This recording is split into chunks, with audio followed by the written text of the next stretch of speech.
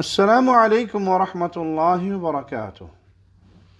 إن الحمد لله نحمده ونصلي على رسوله الكريم، أما بعد. وعن أبي هريرة رضي الله عنه قال: جاء رجل إلى النبي صلى الله عليه وسلم فقال: هلكت يا رسول الله. قال: وما أهلكك؟ قال: وقعت على امرأتي في رمضان، فقال: هل تجد ما تعتق رقبة؟ قال: لا. قال: فهل تستطيع أن تصوم شهرين متتابعين؟ قال: لا. قال: فهل تجد ما تطعم 60 مسكینا؟ قال: لا.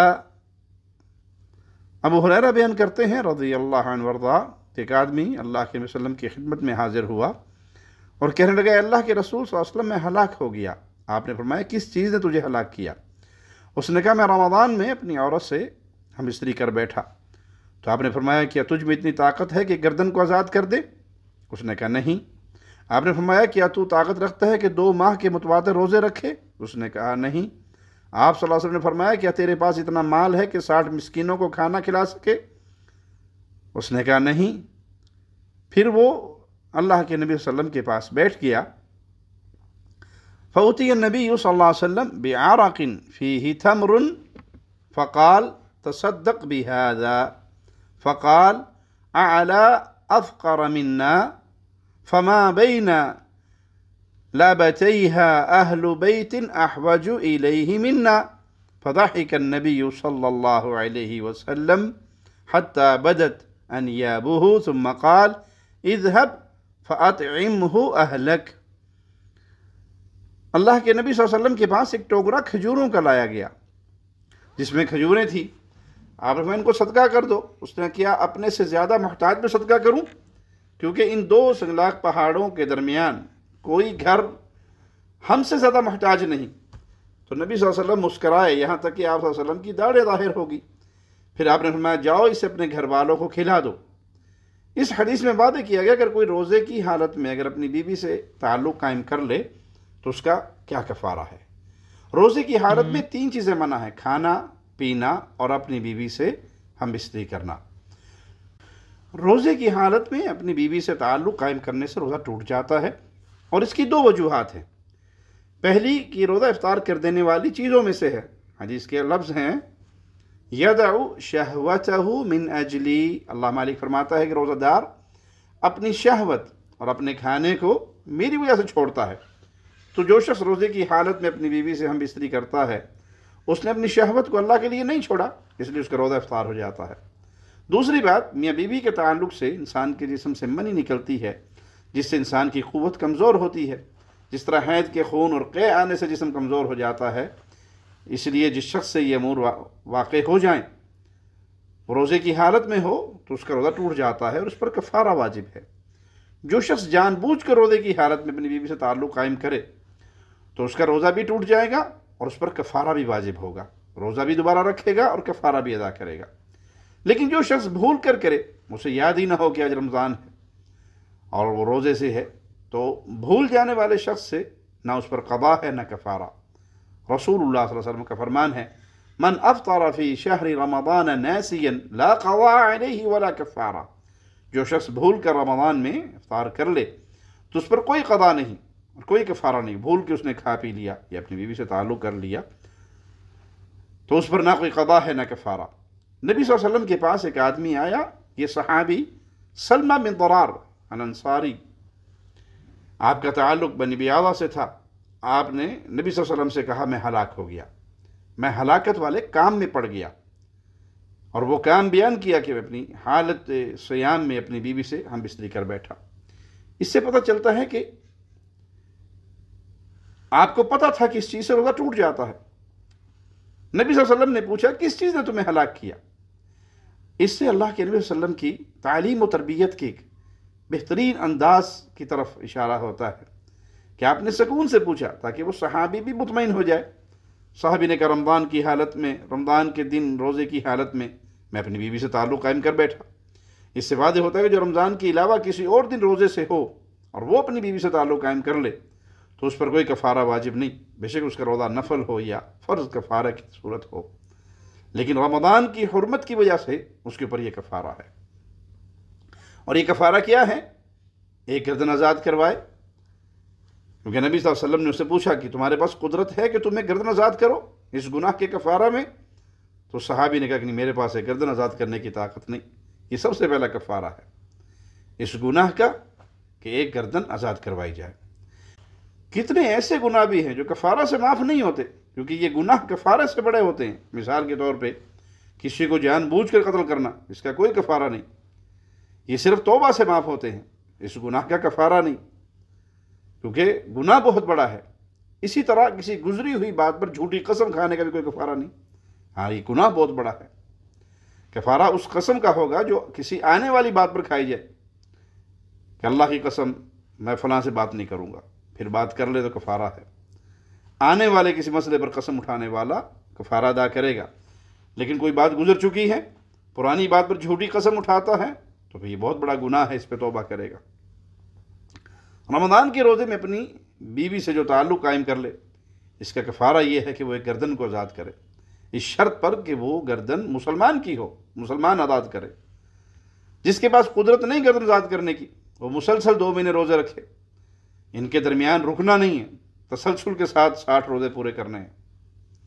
اور اگر وہ کسی وجہ سے رک جاتا ہے، روزہ نہیں رکھ سکتا، تو پھر دوبارہ اس کی گنتی شروع کرے گا، 2 مہینے کے مسلسل روزے رکھے گا۔ صحابی نے کہا اللہ کے نبی صلی اللہ علیہ وسلم میرے پاس تو اس کی بھی طاقت نہیں ہے۔ آپ نے کہا پھر تمہارے پاس قدرت ہے کہ تم 60 مسکینوں کو کھانا کھلا سکو؟ تو اس نے کہا اللہ کے نبی صلی اللہ علیہ وسلم اس کی بھی طاقت نہیں ہے، تو غریب آدمی ہوں، کیونکہ صحابی فقیر تھے، ان کے پاس اتنا مال نہیں تھا۔ تو وہ صحابی آپ صلی اللہ علیہ وسلم کے پاس بیٹھ گئے، اتنے میں ایک ٹوکرا کھجوروں کا ہدیہ لایا گیا، آپ صلی اللہ علیہ وسلم کے لیے پیش کیا گیا، تو آپ نے کہا جاؤ اس ٹوکرے کو لو اور صدقہ کر دو، جو گناہ تم سے ہوا اس کے کفارے میں یہ کھجوریں صدقہ کر دو۔ اس صحابی نے کہا کیا ہم سے زیادہ کوئی فقیر ہے؟ اللہ کی قسم مدینے کے ان 2 پہاڑوں کے درمیان ہم سے زیادہ کوئی فقیر گھرانہ نہیں۔ تو آپ ہنسنے لگے، اور آپ کی ہنسی کی وجہ یہ تھی کہ یہ صحابی ابھی آپ کے پاس آیا تو ایک خوفزدہ حالت میں اپنے گناہ کا کفارہ پوچھنے پر، پھر جو صدقہ لایا گیا تو خواہش کی کہ یہ مال مجھے مل جائے، یہ کھجور میں لے لوں، اور وہ اس کے مستحق بھی تھے۔ تو نبی صلی اللہ علیہ وسلم ان صحابی کی حالت کے بدلنے پر ہنس رہے تھے کہ ان سے گناہ ہوا اور وہ فقیر تھے، اور وہ کفارے کے لیے نبی صلی اللہ علیہ وسلم کے پاس آئے، تو اللہ نے ان کے نصیب میں جو کھجوروں کا یہ ٹوکرا لکھ دیا۔ رسول اللہ صلی اللہ علیہ وسلم نے ان سے یہ کھجوریں دی اور کہا جاؤ اس کو اپنے گھر والوں کو کھلا دو، اپنے بیوی بچوں کو کھلا دو۔ اس حدیث میں کئی مسائل واضح ہوتے ہیں۔ نمبر 1، اس صحابی نے رسول اللہ صلی اللہ علیہ وسلم کو کہا کہ میں ہلاک ہو گیا، اس سے واضح ہوتا ہے کہ گناہ کرنے سے انسان ہلاکت میں گر جاتا ہے، اور گناہ بڑی خطرناک چیزیں ہیں۔ نمبر 2، صحابہ کرام میں سے جو بھی کسی سے گناہ ہو جاتا تو وہ اپنے اس گناہ سے ڈرتے، تو انسان کو اپنے گناہوں سے ڈرنا چاہیے کہ گناہوں پر کہیں اللہ کی پکڑ نہ آ جائے۔ نمبر 3، جب صحابہ سے کوئی گناہ ہو جاتا تو وہ آ کر نبی صلی اللہ علیہ وسلم سے اپنے اس گناہ کا کفارہ پوچھتے تھے، اس کو معاف کروانے کے طریقے پوچھتے تھے۔ نمبر 4، مسلمان کو چاہیے اگر دین کے کسی مسئلے میں اسے غلطی ہو یا اس کو کسی حکم کا نہ پتہ ہو تو وہ اہل علم سے رجوع کرے، اس مسئلے میں علم حاصل کرے۔ نمبر 5، جب صحابی نے کہا میں ہلاک ہو گیا تو نبی صلی اللہ علیہ وسلم نے پوچھا کہ کس چیز نے آپ کو ہلاک کیا؟ تو جس اہل علم سے کوئی بات پوچھی جائے، مفتی سے پوچھی جائے، تو وہ اچھی طرح اپنے مسئلے کو واضح کرنے کے لیے مفتی اس سائل سے سوال کرے کہ اس سے تفصیل پوچھے تاکہ مسئلہ بالکل کھل کے واضح ہو جائے۔ نمبر 6، اس صحابی نے کہا میں نے اپنی بیوی سے رمضان میں تعلق قائم کر لیا، اس سے واضح ہوا کہ اگر کسی شخص سے گناہ ہو جائے اور وہ کسی سے اپنے گناہ کا کفارہ پوچھنے کے لیے آئے تو اس کو وہ تفصیل سے بتائے کہ مجھ سے کیا گناہ ہوا، اور یہ گناہ کو لوگوں کے سامنے ظاہر کرنا نہیں ہے، کیونکہ وہ شخص تو توبہ کی نیت سے آ رہا ہے کہ مجھ سے یہ غلطی ہو گئی، میں اس پہ توبہ کرنا چاہتا ہوں۔ لیکن اگر کسی سے گناہ ہو جائے اور اللہ اس کے اس گناہ پر پردہ ڈال دے اور وہ لوگوں میں آ کے اتراتا پھرے اور اپنے گناہ کو بطور لذت بیان کرتا پھرے، اپنے گناہ کا چرچا کرے، تو اس کے بارے میں اللہ کا یہ فرمان ہے ان الذین یحبون ان تشیع الفاحشۃ فی الذین آمنوا لهم عذاب علیم فی الدنیا والآخرہ واللہ یعلم وَأَنْتُمْ لَا تَعْلَمُونَ، جو لوگ مسلمانوں میں بے حیائی پھیلانے کے آرزو مند رہتے ہیں ان کے لیے دنیا اور آخرت میں دردناک عذاب ہیں۔ اللہ سب کچھ جانتا ہے اور تم کچھ بھی نہیں جانتے۔ نمبر 7، اسلام میں گردن آزاد کروانے کی فضیلت، یہ بھی حدیث سے واضح ہوتی ہے کہ اگر کوئی شخص رمضان میں روزے کی حالت میں اپنی بیوی سے تعلق قائم کرے یا غلطی سے کسی کو قتل کر دے، قتل خطا، یا اپنی قسم کو پورا نہ کرے، یا اپنی بیوی کو یہ کہے کہ تم مجھ پر میری ماں کی طرح ہو، ایسے حرام ہو، تو ان سب گناہوں کے کفارے میں گردن آزاد کروانا ہے۔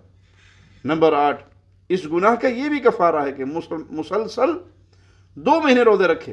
اس سے واضح ہوتا ہے کہ انسان کچھ گناہوں کو معمولی سمجھتا ہے اور حقیقت میں وہ معمولی نہیں ہوتے، وہ اتنی زیادہ نیکیاں کرنے کے باوجود بھی معاف نہیں ہوتے۔ میاں بیوی کا رمضان میں تعلق قائم کرنا، یہ گناہ کرتے وقت انسان کو بہت تھوڑا سا وقت لگتا ہے، لیکن اس کا کفارہ کتنا بڑا ہے کہ مسلسل 60 دن روزے رکھو۔ تو اس لیے اہل اسلام کو، اہل ایمان کو، مسلمانوں کو چاہیے کہ وہ گناہوں کو چھوٹا نہ سمجھے اور ہر گناہ سے بچنے کی کوشش کریں۔ نمبر 9، اس حدیث سے اسلام کی عظمت واضح ہوتی ہے کہ جب نبی صلی اللہ علیہ وسلم کے پاس کھانا آیا تو آپ نے اس فقیر کو ہی دے دیا۔ نمبر 10، اس حدیث سے واضح ہوتا ہے کہ نبی صلی اللہ علیہ وسلم غیب نہیں جانتے تھے کہ مدینے میں سب سے غریب گھرانہ اس صحابی کا گھرانہ ہے، اور آپ کو علم ہی نہیں تھا۔ نمبر 11، انسان کے لیے جائز ہے کہ وہ اپنی حالت کو واضح کرے، خاص طور پر اگر وہ محتاج ہے۔ اس صحابی نے نبی صلی اللہ علیہ وسلم کو بتایا کہ میں فقیر ہوں، محتاج ہوں۔ نمبر 12، جب کوئی شخص گناہ سے توبہ کرتا ہے تو اس کی حالت بہتر ہو جاتی ہے، پہلے سے افضل ہو جاتی ہے۔ یہ صحابی نبی صلی اللہ علیہ وسلم کے پاس آئے، اس وقت آپ فقیر تھے، جب لوٹے تو آپ کے پاس کھانا تھا، آپ نے سچی توبہ کی، اللہ نے آپ کو رزق سے نواز دی۔ نمبر 13، جو شخص فقیر ہوتا ہے اس کے لیے جائز ہے کہ وہ اس کفارے میں سے کھا لے۔ نمبر 14، جس شخص کے پاس کفارہ ادا کرنے کی قدرت نہیں تو کفارہ اسے ساقط ہو جاتا ہے۔ جب اس صحابی نے کہا کہ